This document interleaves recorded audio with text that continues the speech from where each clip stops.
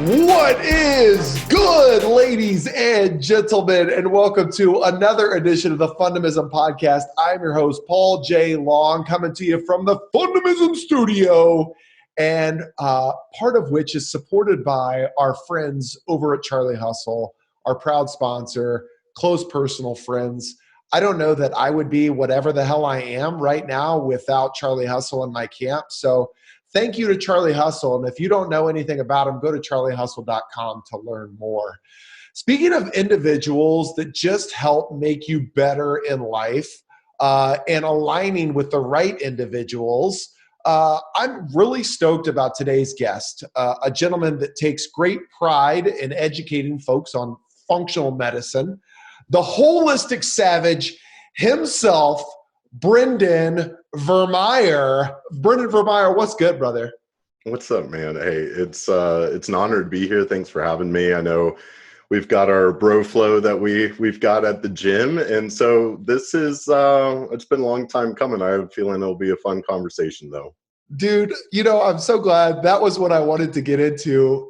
We started having this conversation off air, and so many awesome topics come up, and I'm like, I got to save it for the podcast. Very few times and I just told you, I just posted the 90th episode. Very few times has the title of our podcast been revealed prior to the actual podcast being recorded. And you just nailed it, dude. Like every time that we've chatted at the gym, you said, we got this bro flow going. I'm looking forward to the bro flow. So I feel like that's the title after Holistic Savage, AKA the bro flow. It's life is all about an energetic compatibility, man. So like, when you're serving that same wave and you got that flow going, you just roll with it. So speaking of roll with it, because this is going to be a really easy discussion because you and I are very passionate about mental health, physical health, fitness, and just doing right by your body and mind.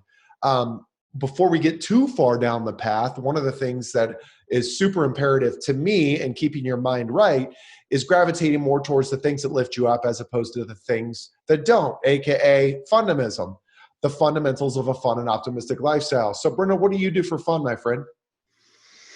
I'm a pretty laser focused dude. So when I think of fun, like, I like to move heavy objects, move my body. I like to be in nature. I like science a lot, and more importantly, stumbling, falling down trippy rabbit holes. But honestly, like good conversations are what I really live for and thrive for. So that's where doing podcasting is such a passion project, and sharing information that's worth spreading. That's where the bro flow starts, man. Like, first of all, great conversation. Obviously, we have that in alignment. We connected at the gym, Lifetime Fitness, and I like to lift heavy objects, you said. That likens or aligns with an old quote. I don't know what it was, like an SNL squid or skit or whatever it may be, but I just recall some meathead dude saying, I pick things up and I put them down. Yeah, it works, man. That repetitive fashion of it. Mind building, so it's good. Yes. So speaking of which, I know that we're all just human beings in life. And as a result, we have behaviors that we're proud of, things that we do on a regular basis that align with our core values and help define our mission in life and purpose and all that jazz. And then we have things that we're not necessarily proud of. And so oftentimes when I go to the gym, I'm in it for a sole purpose, and that's my own mental health and stability. So with that, I'm listening to music, I'm dancing, acting a fool, I'm in my own little world, and I'm highly aware, Brendan, that doesn't align with a lot of folks. However, occasionally you'll cross paths with people and they'll be in their own world, and you try not to do it. I know you try not to do it. I try not to do it, but every now and again you start to judge, right? You're like, I wonder what that dude's story is, or gosh, that dude's got traps on traps on traps. Surely he doesn't do anything but pick things up and put them down.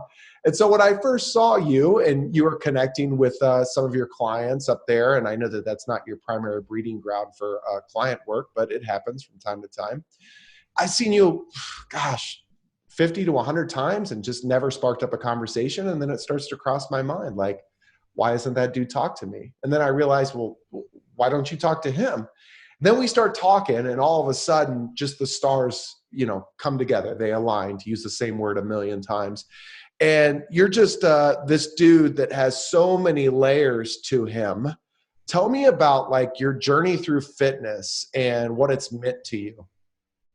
Yeah, that was a good setting the stage. And, I think certainly, the judgment thing, today we live in this world of egocentrism on overdrive. And, I've kind of got this like evolutionary theory of ego. And really it's this primordial mechanism that ensures continuity, which is kind of this just fancy way of saying like, we got to tame the ego a little bit because, hey, like sizing people up, whether that's sizing up a female for kind of that reproductive instinct or sizing up the other guy, like judgment is just part of the ego doing its job. So it's like, yeah, we try to observe the ego and respect it, right? And respect that is part of us and respect it has its place. But I think the biggest thing that people need to do to really set their souls free is become conscious of when their ego is at the helm of the ship and controlling the trajectory of your life, and really kind of tap out of that survival minded ego and really drop down into the heart space and kind of lead with that higher consciousness. And so that's really where then you get the actual connection. And certainly the gym environment is a very egocentric environment. That's kind of the whole point. We're all pumping weights and, it's the ego pump of the day. Like it almost has nothing to do with muscles and just everything to do with ego. Yeah, exactly. I like to bark at people once in a while, like, it freaks them out and they don't know what to do. But, dude, yeah. You were like the nicest guy on the planet. I've never seen you do that. I always wanted to approach you, but I don't know why I didn't. So you're just dropping just masterful nuggets in here. I'm taking copious notes because you've had so many amazing quotes thus far. And specifically, I love the fact that ego has a negative connotation in life for many, right? Especially when it allows you or starts to drive outcomes in your life, as you stated.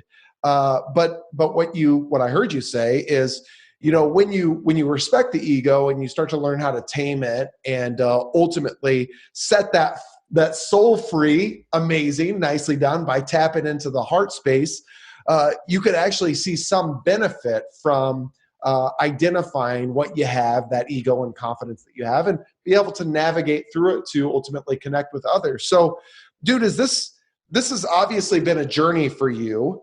And so we're talking about fitness right now, but when you align everything that you just said and the ego and heart space and setting the soul free, how did it come to be that you got to be this emotionally intelligent? Like, is that, obviously it's been a journey, but when did you find that it clicked for you? Yeah, that's a good question because, some like bullet point facts, like I was diagnosed with major depressive disorder and ADHD at the age of 21, which is obviously really late, and we could get into, I'm not a fan of like diagnostic labels and whatnot, but so as a kid, I always felt like the psychedelic sheep of the family. And I'm just like, what the hell is going on? Like, why does it seem like nobody sees or feels what I see or feel? Very kind of isolating sensation. And so, through my teenage years and really young adult years, I struggled quite a bit with just, cognitive symptomology is more what the physiological, what was going on, but then psychologically, spiritually, just not really understanding myself or why I was the way I was. And so, I grew up doing combat sports, karate, wrestling, MMA, Krav Maga. And I really found myself in those activities. And so the ideals of kind of the martial arts and combat sports culture was really, really profound for me. Now, certainly as a young, naive man, I kind of fell into like the cliche, like, oh, I need to be a GI Joe for a living. So I actually signed up for the Navy and enlisted in the Navy after high school for the SEAL program. Cause I'm a pretty obsessive dude, and I have a fire lit under my ass. I have burning motivation always. And so I was like, that's what I need to do. I need to be a real life superhero and like shoot terrorists and stuff. So, that was kind of the early teenagers, that was 18, 19. And with the Navy thing, I did actually enlist, signed a 6-year Navy SEAL contract. Long story short, 4 weeks into boot camp, they found I had an inguinal hernia. And they're like, oh, well, you need surgery. We have to remove you from training. It seems to be pre-existing, not our problem, medical discharge. And so just as quick as, I got in, I was spit out. And so then that was a low point because, I'm just a young 18, 19-year-old man trying to make sense of life and figure out my purpose, just like the next gangster. And so then that's when I became a personal trainer. But it was really in that phase of like, man, like, who am I? What am I doing? Like, what's my purpose? And that's where it started. And there was a lot more downhill before it started going up. Dude, so I want to get to the downhill. I want to talk about the uphill. I want to talk about everything. You're just so fascinating to me. Again, going back to, what drives you and I, just this mental presence that you have and understanding not just who you are, but what made you such, and being able to leverage that in your life to help others is something that you come across in life, but not as often as you would like or appreciate. And then ultimately, when you find somebody that has the ability to articulate it as well as you do, just so you know, dude, I freaking latch on. So this is not going to be the last conversation that we have. I want to unpack some things that you just said, because I'm certain that a lot of Fundamism podcast listeners can relate. I felt like the psychedelic sheep of my family, quoting that, love it. Why is it that nobody sees or feels what I do? Do you know how many times I or my brother or my father, my mother, anybody, my friends, my family, anybody in life, all of those with whom we interact at Lifetime Fitness have ever said that exact same thing and think that we're so different in what we're going through? Like, how did you did you ever come to the realization, or is it still a battle that your family and friends maybe do see something similar that they just don't necessarily say it out loud or aren't as great at sharing their feelings?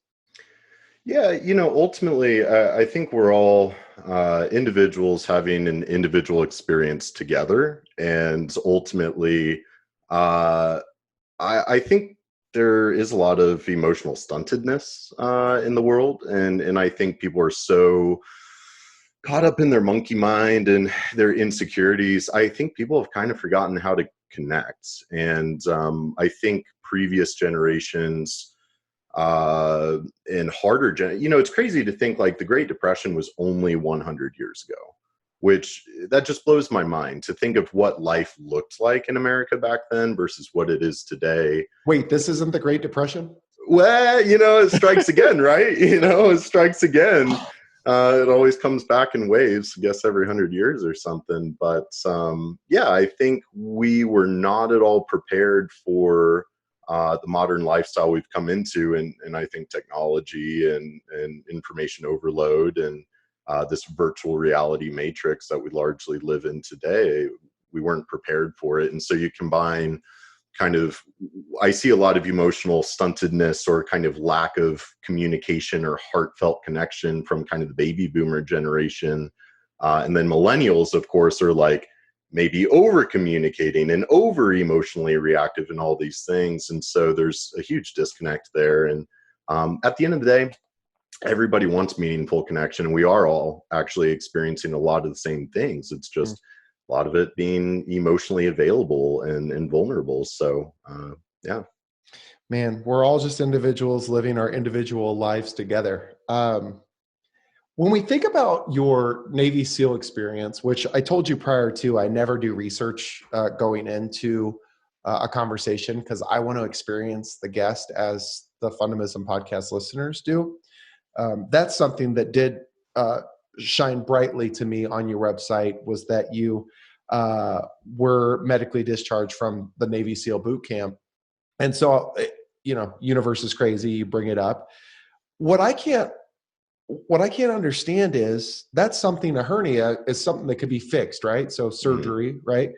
So you're just medically discharged and like that's that, or there's not like a time frame where like they allow you to have surgery and recover and potentially, come back. Like, what's that story? So yeah, honestly, it's kind of refreshing to be asked that, because I usually just kind of jump to the punchline and glaze over it. But the details were a little bit more interesting. Where, for one thing, I don't think people appreciate, like, it isn't that easy to get into the military. I mean, you have to have a completely clean record, nothing wrong with you physically, psychologically, I'm out. anything. Yeah, and so like literally, you get off the bus, Great Lakes. Uh, where is that? Illinois. And first thing you do is pee in a cup. And a lot of the people that get discharged, it's they pop on the piss test for weed or something. But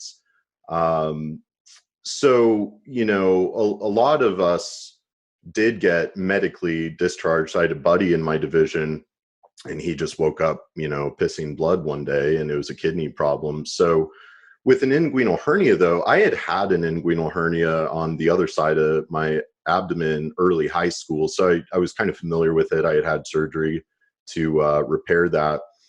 And, I wasn't necessarily surprised. I was caught off guard. But the reality is, like, they did all the medical screenings before we even left, and I passed, and it was fine. But then I get there, and they find one, which I kind of had suspected, but they had previously said, no, you're good, like full steam ahead. Cool. So then when they found it and basically implied, well, it's too early in the training. Did you hurt yourself? I'm like, well, I mean, I don't think so. Like, yeah, you work out hard every day, but nothing changed. So they deemed it pre-existing. So then what happens? You actually get pulled out of your training division. And the thing is, you haven't graduated from boot camp. So you're not even a sailor yet. You're a recruit. Spec ops division 806 and the 800 divisions are the spec op guys. And I tell you what, like, even just wearing those fatigues and marching around on the grounds up there, really cool feeling. You do really feel like you're part of something bigger and more significant, especially when, the 800 divisions are like the jocks of high school, you know what I'm saying? So there is that aura to it. And I did get to meet, all these spec ops guys, and they're just a different breed. I've the craziest amount of respect for that community. But ultimately, so they pull you out of your division and you're in what's called SEPs, or separations, which is basically just a holding tank. And you still kind of have to like live the military lifestyle, but you have no purpose. Like, you don't have a job, you have no purpose. So you wake up at the same time, you make your bed, you do chores, just like military grunt day-to-day stuff. But there's nothing to do. There was like this weird arcade, and people are just being dumb. So it's just a holding thing until they figure out what to do with you.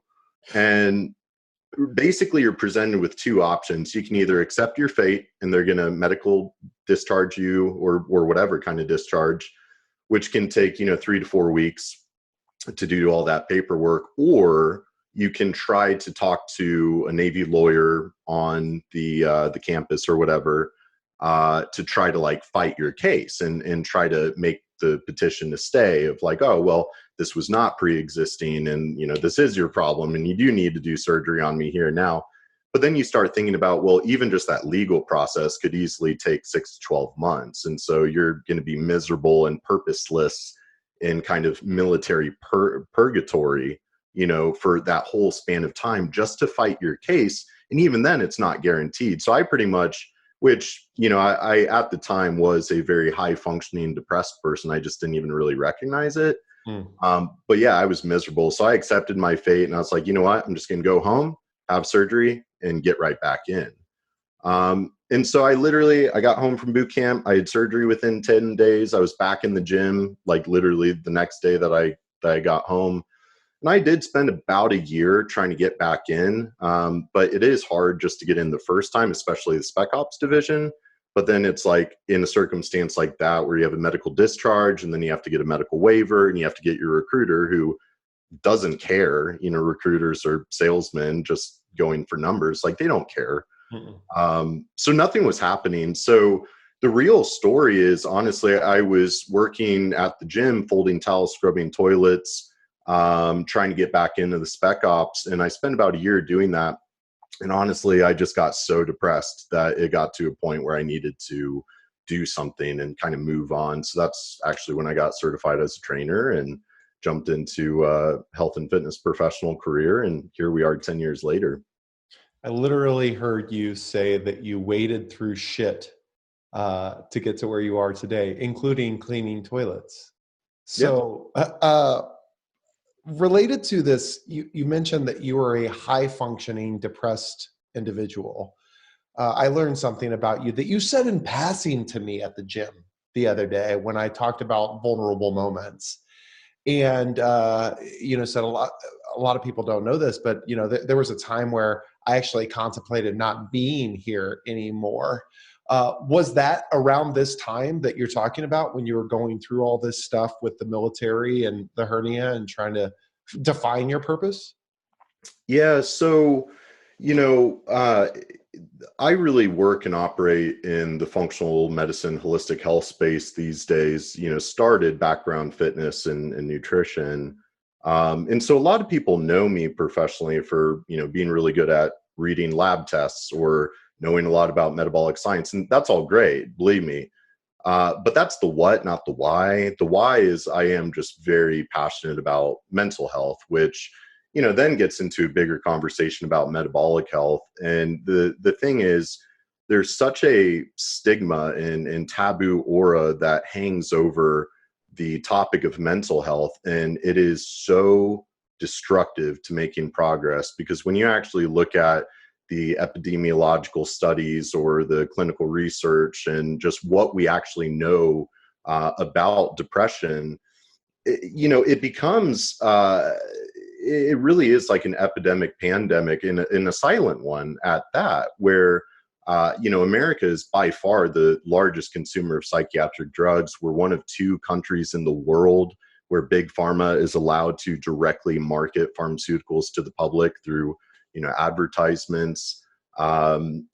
Suicide was actually the second leading cause of death for ages 10 to 34 in 2017, and the 10th leading cause of death for all Americans, suicide, which more so than homicide. So like we're killing ourselves way more than we're killing each other. And especially for that 10 to 34.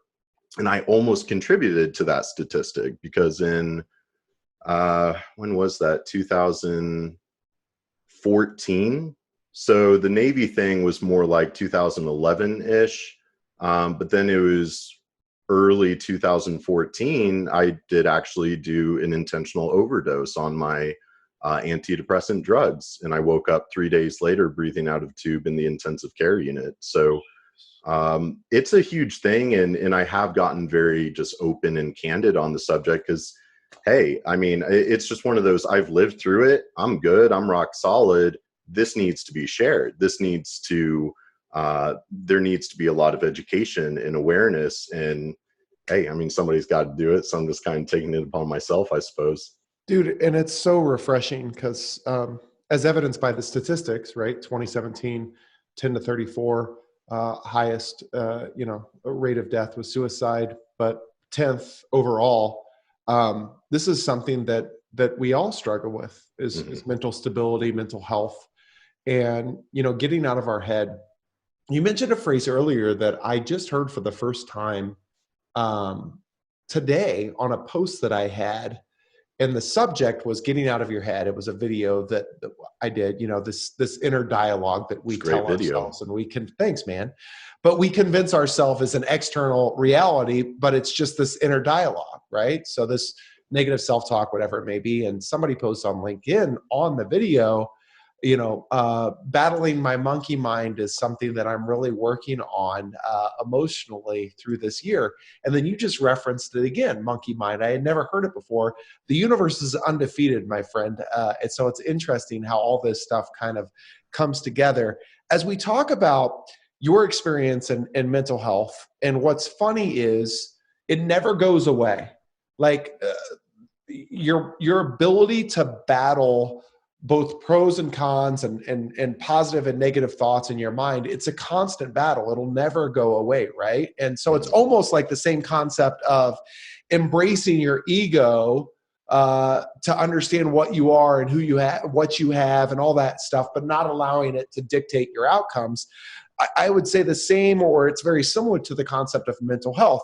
The reason why I bring all this up is because it is very taboo. And I have a lot of individuals in my life that struggle with mental health. One individual that literally has a bullet with his name engraved on it. Individuals in my life that will not come out of the house, that had to retire from a very respectable job, 6 figures, and awesome retirement benefits and everything, because they just got so much social anxiety that they couldn't be around people anymore. So now they're hermits in their respective homes. And so that kind of created for me this concept of fundamism, or the fundamentals of a fun and optimistic lifestyle. And so I really want to dig in a little bit deeper on this topic with you, because now it's going to allow us to progress into what you do now and how our philosophies are similar. And I'm hoping that you'll challenge me considerably, Brendan. I'm giving you an open door into pushing on me. Because this concept of fundamism is all about gravitating more towards what lifts you up as opposed to the things that don't. And in my experience with individuals in my life, including my own mental health, at times when we're battling things in our head, or we have these really, really dark days, it's easy to lay in bed or just scroll through social media, or, just sit on the couch and wallow in self-pity. And so the concept of fundamism is like, how do you force yourself up physically and mentally to do something different, to change your environment? A lot of people have said, so aren't you just sweeping your problems under the rug, Paul? Like, you're not really addressing your problems, which is not what the intent is. I believe that you have to embrace these learning opportunities, really reflect and be introspective of what's going wrong in your life and what you could do to grow from it. But it's the length of time in which we allow ourselves to stay in that rut that I'm challenging. So talk to me a little bit about your idea of how to combat negative thoughts or promote stronger mental health. Yeah, it's, mental health is such a huge thing. And so I always, when I'm kind of tackling the subject, immediately try to help people understand we have to look at it like a yin yang of, you've got the physiology and the psychology. Because like for me growing up, there's more the psychological, esoteric, introspective side of mental health and self-healing. And of course there's the very like literal kind of black and white physiological metabolic. And at least for me, when I was younger, I just never felt the way I wanted to feel. I didn't feel like I was experiencing the same sensation of joy and excitement and happiness that it seemed like I saw around me. In anybody that has struggled with depression can tell you it's like this heavy dark weight that just hangs on you and it just weighs you down. Or, your vision, it's like you're wearing dark sunglasses inside. Everything's just kind of dark. Right. And so the thing is, it's like, well, man, is it that I just have a really crappy outlook on life, or I have a bad attitude, or victim mentality, or all these things?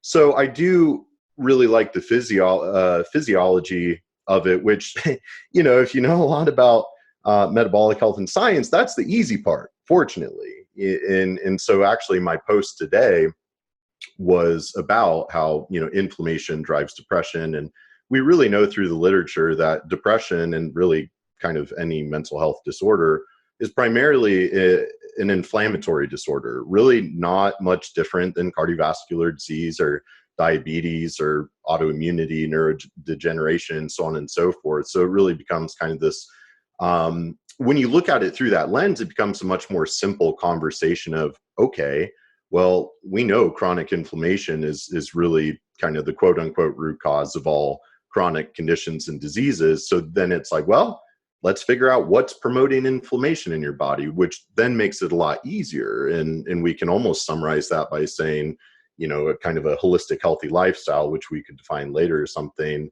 But then what are the primary drivers of inflammation, of food sensitivities and microbial imbalances and toxins? And then before you know it, you look at the standard American lifestyle, the modern Western lifestyle, and you just see like everything about it is inflammation inducing and promoting.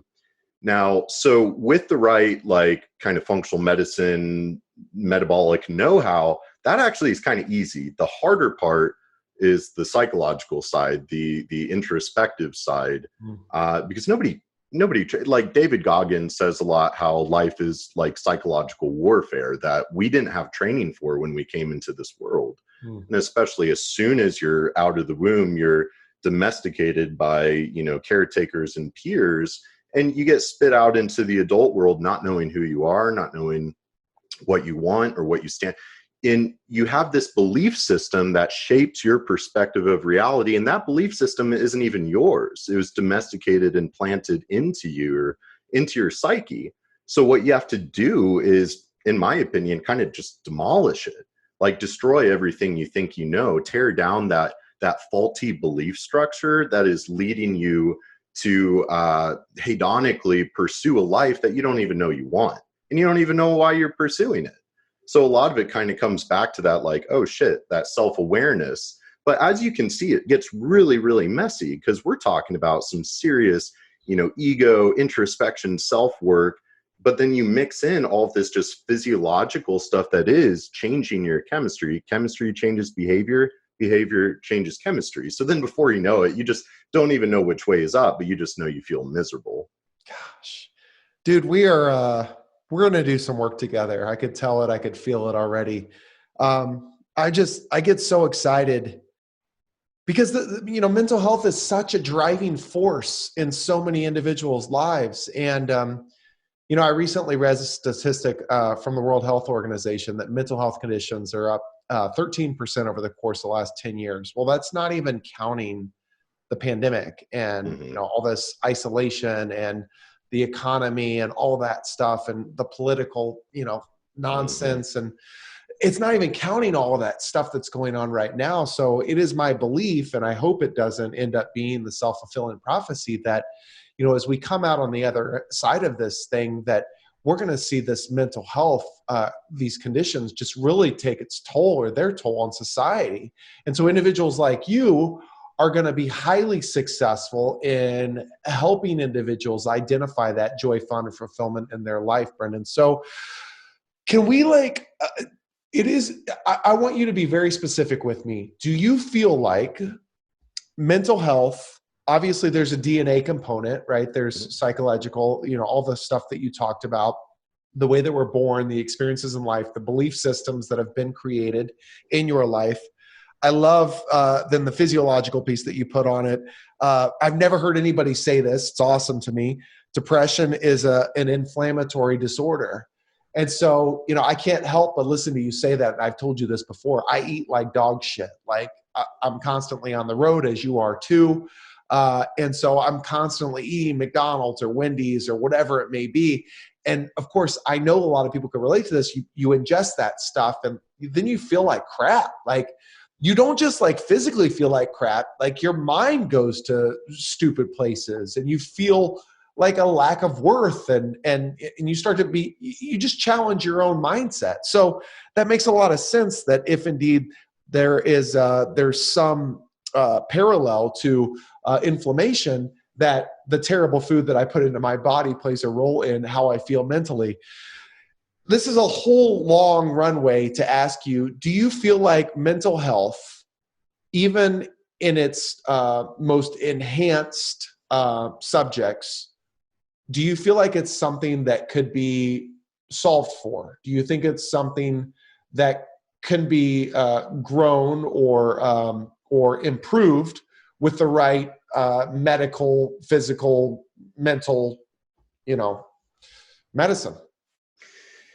Yeah, absolutely, but not with the way that our healthcare system is trying to practice medicine. You know, the funny thing with, you know, kind of conventional medicine versus or compared to, in contrast with, you know, alternative functional holistic medicine, honestly, that picture is very similar to politics. You've got the far right and kind of the radical left, and ultimately, you know, the dominant Republican way of operating, it works, but if that goes too far, it kind of flirts with fascism.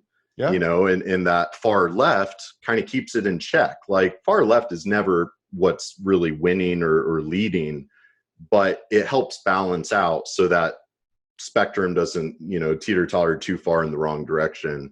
And in a way, it's very similar with conventional and functional medicine, because I wholeheartedly, you know, I am very, you know, well, kind of implanted into the functional medicine world.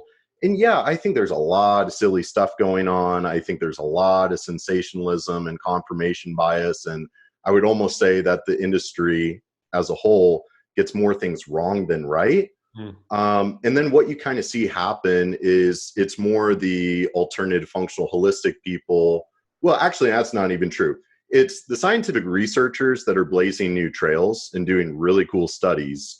And then it's the, you know, alternative holistic people that go digging into that stuff and try to kind of spin this theoretical story of like, wow, this is a really important thing that we're totally ignoring. And, you know, gosh, conventional medicine is so dumb for not acknowledging this sort of thing. Like, that's the cliche argument.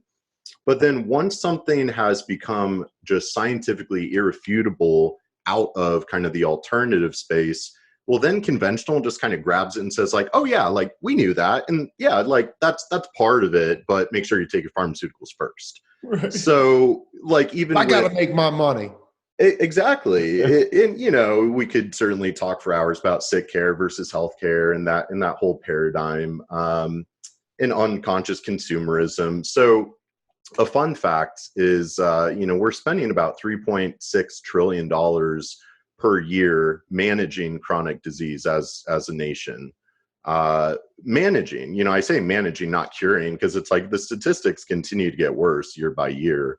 Life expectancy for the first time in human existence is going down. You know, chronic disease statistics are just going up and up and up. And it's costing our nation more and more money, putting us further and further into debt. And you look at that, but then we only spend about $1.5 trillion on agriculture. And you're looking at the agriculture industry, and actually a fun thing, Russia is devoted to becoming an exclusively organic nation by 2025. So like the next space race, in my opinion, is the agriculture industry, because we've completely exported agriculture out of our country. And so, you know, it's like, well, what's making us sick at the end of the day? I mean, there's a lot of things, but food, I would say, is the primary driver. And so it just doesn't make sense that we don't invest into, you know, producing quality, real food from the earth to feed our nation, but then we spend, you know, 3 times as much managing the clinical outcomes of those choices. Right. So yes, you know, absolutely. I do not consider depression a disease or disorder.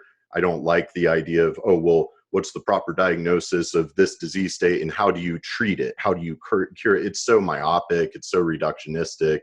And so when you look at things through more of a holistic evolutionary systems biology lens, it makes a lot more sense. So yeah, when it comes to mental health, I really believe that, you know, sure, pharmaceuticals can help. I'm not saying not. You know, I've been on many different psychiatric drugs and they all played a part, but now today I'm healthier than ever and medication free.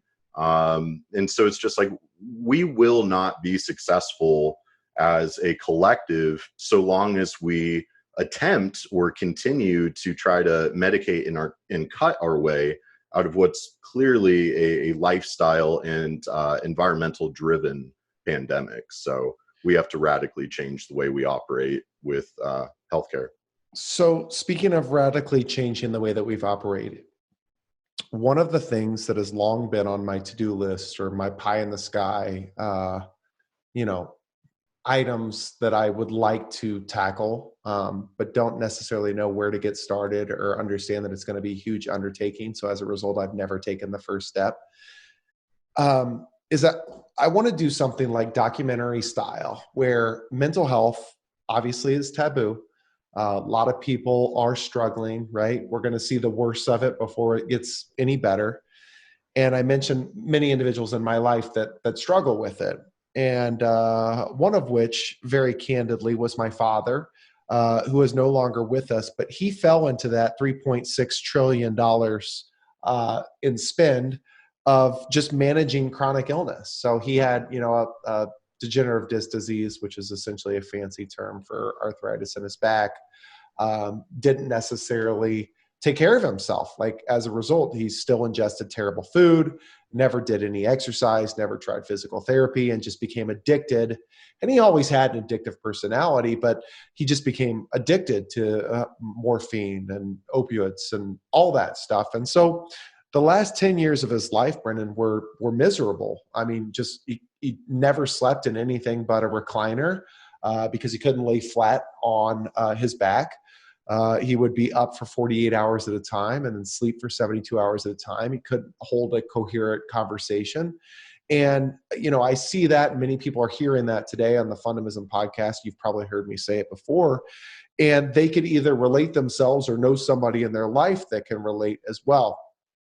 So ultimately, I've long had this idea that I want to do a documentary, and I want to challenge that belief system of individuals that really struggle in their head. And I actually, I approached my brother to potentially be a subject for this documentary. And I talked to him about a year and a half ago. And maybe, just maybe, you're the guy that's going to help me do it. But I've long wondered if indeed these individuals who struggle considerably in their head all the time were subjected to the right foods, the right ideas in terms of, I ask you, what's the best thing that happened to you today? And you said, it was a shitty day. Everything terrible has happened to me and only me. And I say, well, that sucks, Brendan, because, one of the best things that's happened to me today is having you on the podcast. Like, it's been amazing. You've offered me a lot of value. Look at all the notes that you've allowed me to take today. And as a result, you smile and you say, well, actually, Paul, that's the best thing that's happened to me today. And so what just happened in that dynamic or that phenomenon was we created an epiphany moment for you to say, you know what, maybe my day wasn't so shitty after all. Here's my point. If indeed we immerse ourselves with the right things, and who am I to define what right and wrong is, but what I'm talking about is positivity and forward-thinking mental health and what's working as opposed to what's not, could that fundamentally start to change your thought process? What are your thoughts on that phenomenon? Do you think that's a possibility? Is that something that you've ever heard, seen, or done before? Mm-hmm. Yeah, you're spot on. And so that's where kind of more looking at like the psychology and kind of neuroscience side of it. Like I said, biochemistry changes behavior, behavior changes biochemistry. And so that's why I think it has to be a dual approach. I know some amazing functional medicine providers that they're great with, the metabolic, physiological side of it. But, they don't know how to effectively coach or guide somebody or work on the psychology or introspection. And that's where, kind of classic trauma therapy, which, we're learning and very interested in trauma these days. And we are seeing how trauma changes, the gray matter through the neuroplastic model. So what you're talking about, the neuroplasticity, right? So, thoughts become things. That's kind of the classic phrase, but the more up-to-date phrase that I really like is thoughts become proteins, right? So we're all kind of very fixated with epigenetics and genetic expression, which we're really learning like, oh, well, the genes are the blueprint, not the destiny. And it's really more your lifestyle and environment that alter genetic expression and alter what proteins and machinery your body is making physiologically. And so with neuroplasticity, I think understanding the concept is extremely empowering, because rather than, oh, I'm just playing like Jedi mind tricks on myself and trying to be positive, even though I don't feel positive, which, that doesn't get you very far. But when you do start understanding, well, hey, actually my brain, the neuron wiring, which there are more neuronal connections in our brain than there are, stars in the galaxy, they like to say. And the reality is our brain and neural networks are shaped by our thought patterns that we do regulate and have control of. So then before you know it, it becomes like, hey, if I want, big biceps, okay, I go to the gym and do some curls. To understanding the body operates on the principle of specific adaptation and imposed demand. So if you are allowing yourself to always, see the dark side and focus on the negative side, you are quite literally, strengthening those neural networks. And there's all these neurotrophic factors that will stimulate neurogenesis and create just the same as we create stronger neuron communication to the muscles. Same idea with the neurons. So to your point, no, you're exactly right. When we choose our outlook, when we are self-aware and conscious enough to observe our patterns and behaviors and choose a different narrative, choose a different pattern, choose a different behavior, we do start rewiring our brain. So I think it's very empowering. And then you start feeling like, oh, I'm in control of my brain just as much as I'm, in control of my muscles and physique. Dude, there's been 2 times on the Fundamism podcast where I had a guest that I realized very early on that I was in way over my head in terms of just intellectual stimuli. The other individual that did it for me was John McGraw. And hearing him talk, and then now you talk, like I can't help but like literally get teared up with joy, because what you guys are effectively doing and have effectively done is you guys are talking about the science and the real tangible stuff and statistics that supports what I've been trying to accomplish with Fundamism. Like my stuff is just like more like, I'm just going to go out and show you what it's like. I'm going to do the coaching and ask you the right questions to get you to self-discover and promote some examples and all that stuff. But what you guys are doing is you guys are freaking rolling your sleeves up and you're digging in and you're saying, yeah, but here's why. Like this is all the data and this is all the research that supports why doing things that make you smile, or ingesting the right foods, or getting out and being physical is actually going to help your mental stability and mental wellness. So, dude, I'm just, first of all, I'm so appreciative and in awe of what you have to offer. Talk to us a little bit about your clients now. So first of all, you're the founder of Metabolic Solutions, which I couldn't help but look at that and think, dude, good on you. Like, that's pretty amazing. Those are pretty common terms, and you have the URL, and you've managed to really find your niche in that space. So if I want to book you as a speaker, educate my team, or even work with you independently, what's your process? What is it that you actually do with folks?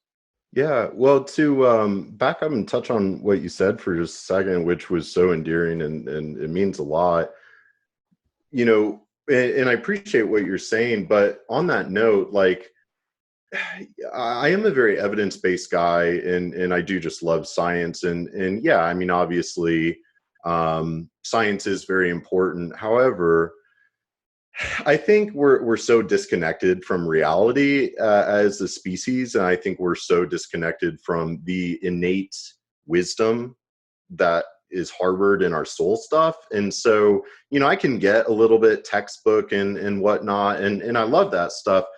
But again, like that's the what, not the why. And so, we shouldn't need scientific studies to believe in our inherent truth and that innate wisdom.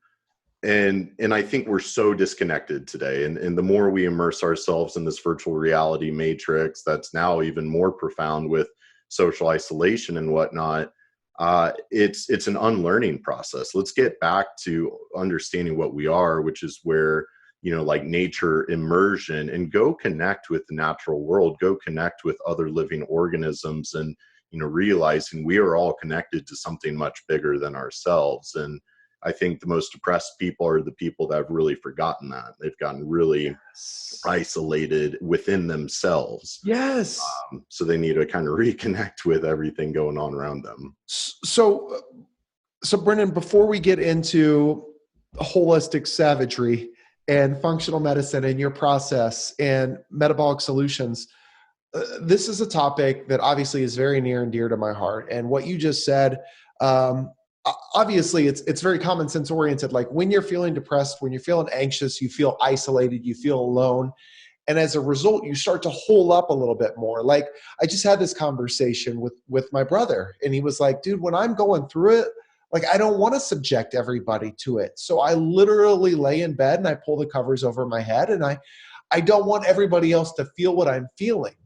And so, admirable. I appreciate you not wanting to subject others to it, but it's counterproductive because as a result, now you're just alone in your thoughts and you're more and more isolated and you're not doing things to challenge yourself and your mindset. So, what really hit me like a ton of bricks in what you just said is when I first started out as a speaker, I didn't have a lot of scientific or statistical based stuff because newsflash, Brendan, that's not this guy. Like I get lost in the details. And I had a Speakers Bureau representative, owner that said, you know, you should think about adding more statistics into your speech. And I know that there's all different personalities. Like I know that there are people that thrive in details and statistics, the owls that need supporting evidence to justify whatever it is they're hearing or I'm saying.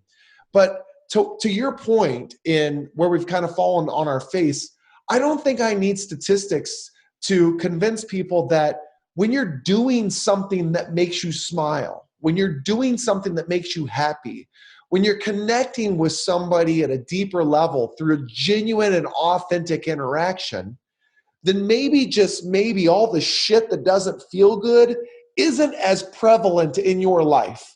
Does it still exist? Yes. But is it consuming your mental space? No, because in that moment, you're consumed with joy. You're thinking about things that lift you up. And that, at its root, is what Fundamism is all about. So, dude, you got me hyped. Like, this is, you want to go lift some things, some heavy stuff? Man. You want to do some karate in the garage, man? Yeah. Yep. I mean, hey, man, you can't spell functional without fun. So I was saving that one for the end. But no, that's why I really like what you're doing. And you know, I so appreciate all your kind words. But that's the thing. I mean, I'm right there with you. It really comes back to fun and enjoying this beautiful gift that is life that we're all given, and not getting too stuck in our own heads and making everything so heavy and serious all the time. That's why I like to call myself your functional health bro. Is, there's a lot of people like, oh, I'm an expert, and it's like, whatever, but I don't like to take myself too seriously. I don't like to take life too seriously, because it definitely can be, and it can be tragic, it can be hard, it can be devastating, but it can also be a lot of fun and really beautiful if you allow it to be, Yes. And sometimes, not lost upon me, you need help. Yeah. Sometimes you need help in identifying what that is. Sometimes you need help in coaching you through things. Sometimes you need help in asking the difficult questions to create these moments of self-discovery. And that's where you, as this health professional, can help really promote not just mental health, but physical health. So talk to us about Metabolic Solutions, your process, and what you do for your clients. Yeah, so we're all over the internet. We've got metabolicsolutionsllc.com, and yeah, I do love my business name up there. It's once I got it, I was like, I better snag that now, because it's just gold, But so we've got our website. We're on Facebook and LinkedIn, Instagram. It's The Holistic Savage, but we do a lot of things. We train professionals, and so that's the thing. I'm only one guy, so actually my primary focus is educating other health professionals on how to do, what I do. And then, of course, we serve private clients. We do speaking engagements at a lot of conferences and whatnot. So you can always reach out at info@metabolicsolutionsllc.com or check us out online. But a lot of free resources too. A lot of just education to get the word out, Well, you're a if you're listening to the Fundamism podcast and you're wondering how to differentiate yourself in whatever space that you're working in or living in, Brendan just did something in a manner that could really connect with a lot of potential clients or individuals. You may have noticed that in conversation, he had all these little nuggets of knowledge and wisdom and gold and experience backed up with statistical facts and theory, and he ignited my passion, as you probably heard in my voice. And then I asked him to tell us about his process and his business, and he was like, well, you can learn more about it online. And that's the humble nature of you, Brendan. I know several folks that have worked with you, one of which was actually a previous guest on the Fundamism podcast who was going through the struggle at one point in time, Miss Kim Botter.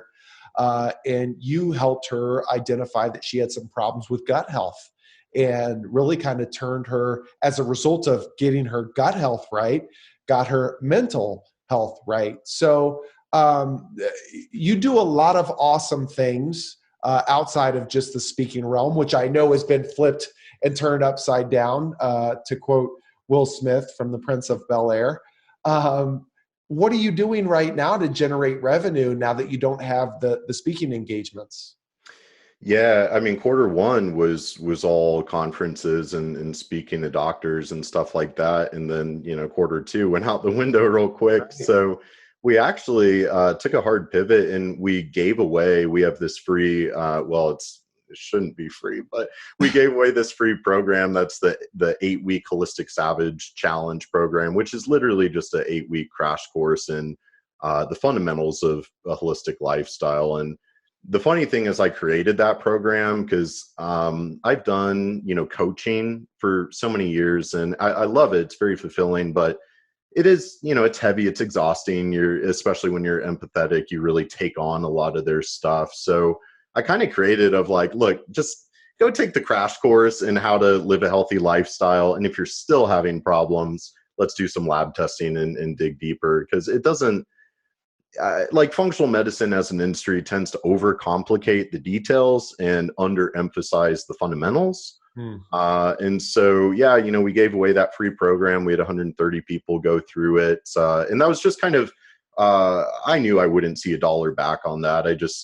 That was our way of giving back. And then we also launched our clinical mentorship program, which starts today, actually. So we've got a small group of functional practitioners that I'm privately mentoring for 6 months to teach them the ways, and have that many more professionals that can do this stuff. Take pebble from hand, young grasshopper. Yeah, exactly. Yeah. Listen, you know this, dude. So you had 130 plus register, take the course. You said, I probably won't see $1 from it. You might see a whole lot of dollars from it. I think that oftentimes we look at the immediate returns in the short and midterm, right? And we don't necessarily understand. We justify it and it feels great. We put good out into the universe, but you did it without the idea of reciprocity. And as a result, I guarantee you, dude, somebody was exposed to you that wants to learn more, that is going to tell somebody else. And energy begets energy. So you throw good stuff out and it will come back, so long as you're not expecting it to. So I want to leave folks with something real and tactical that they could do to improve their quality of life, whether it's mental health, physical health, whatever it may be. And you just said that this course was really based on the fundamentals of a holistic lifestyle.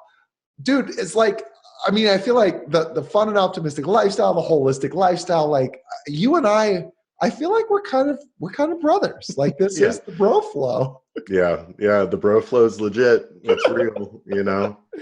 Basically what I'm saying is you have my heart, and you had it. Hello. I'll take it. I'll hold on to that thing. Keep it near and dear.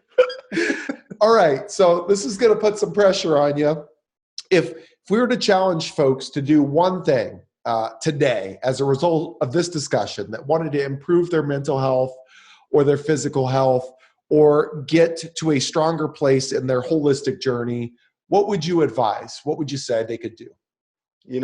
I honestly, it's a tough thing because there's so many different dynamics that we've been touching on, but it all really starts with awareness and radical ownership, I think. And I think radical ownership is something that's kind of grossly missing from today's world a little bit. We would rather, point the fingers externally of like, well, it's not my fault, it's this or that, or this happened to me, victim mentality. And I feel like a lot of people kind of choose to drown in 2 feet of water when it's like, if you just stood up and practice a little ownership. And hey, honestly, it's easy to say, but it's hard to do, because that ownership really means like you got to go stare yourself in the eye and get like brutally honest with yourself. And it's uncomfortable. It's the most uncomfortable thing a human can do, which is why they would much rather, like for example, in functional medicine, people would much rather run $3,000 of lab tests, so that way they can put the blame on the lab tests. Like, well, it's not my fault that my life is what it is. It's because, I have this autoimmunity, or I have this parasite, or this toxin is messing me. It's not my, you know what I mean? And then emotionally, psychologically, they do the same thing. So it's like radical ownership, brutal honesty, and get to work. Well, and going back to a point that you made earlier, our healthcare system has not necessarily done a great job in creating the dynamic that you're talking about as well, because in order for, and insurance, in order for you to get some of the treatments that you need, well, we have to identify what your root cause is. And so as a result, we got to do $3,000 worth of lab tests and, all that stuff. So this is just an interesting dichotomy and a little peek behind the curtain as to what really goes on behind the scenes. And of course, this is just two dudes' opinions, one backed by a lot more statistical and factual stuff than the other. But, dude, I had a moment just now where I was picturing, you took me to a moment where you created a picture in my head where somebody's drowning and they just cannot, and you're like, dude, just stand up. Like, just stand up. That's all you gotta do. So lastly, man, I'm toying around with titles for this. The Bro Flow is there, Metabolic Solutions, the Holistic Savage. Dude, this concept of radical ownership, that's phenomenal. Like, I love, it's so loud, radical ownership. I love that concept. So thank you for giving it to us. If people want to learn more about you, obviously you shot it up the website. You got your own podcast. What's the title of the podcast? The Holistic Savage? Holistic Savage Podcast. Man. Yeah. We can find that where? And anywhere that you can listen to a podcast, pretty much. It's on all platforms. I love it, man. Well, guys, if this didn't pique your interest, I don't know what will. This gentleman is a phenomenal follow on the IG. Listen to the podcast. Go check out Metabolic Solutions. And ultimately, he mentioned that he was a psychedelic sheep. I think that if you follow him on the gram, you'll find that he's really into the psychedelics. Lots of tie-dye, lots of crazy colors going on. I think there's some black lights in there. You're a guy that literally lives what you say, so I appreciate you being on today. Thank you very much, Brendan. Hey, man. It was absolute honor. I'll be looking forward to round 2 when I get you on my podcast. And we might have to do a documentary. I was just toying with that idea the other day, actually. And I'll expect your next video, though, to be at the pool, the red shorts you got to have, maybe Speedo, you could pull it off. And I want like existential lifeguard written on the big buoy thingy, the floaty device. Yes. And you got to be like sprinting to go save somebody that's face down in the baby pool. Yes. That's your next video. Yes. What a great idea. Side note, be ready for I got the fruity fundamentals going on right now. So I just got a samurai sword. And it's the sharpest thing I've ever felt, dude. And I cut out of midair every piece of fruit that you could imagine. And it culminated with a 2-liter bottle of Dr. Pepper that was thrown to me. And it sliced straight through it like butter, dude. It was so amazing. But ultimately, I love your idea. I'm going to take you up on that. Guys, go check out Brendan. This guy's amazing. Take radical ownership. And in closing today, when we think about radical ownership, fun is within your grasp. I'm not trying to define it for you. I'm trying to reveal the opportunity that you have to figure out what it looks like for you. So go out, create some fun in your life today, challenge others to do the same. And until we catch you on the flip side, deuces.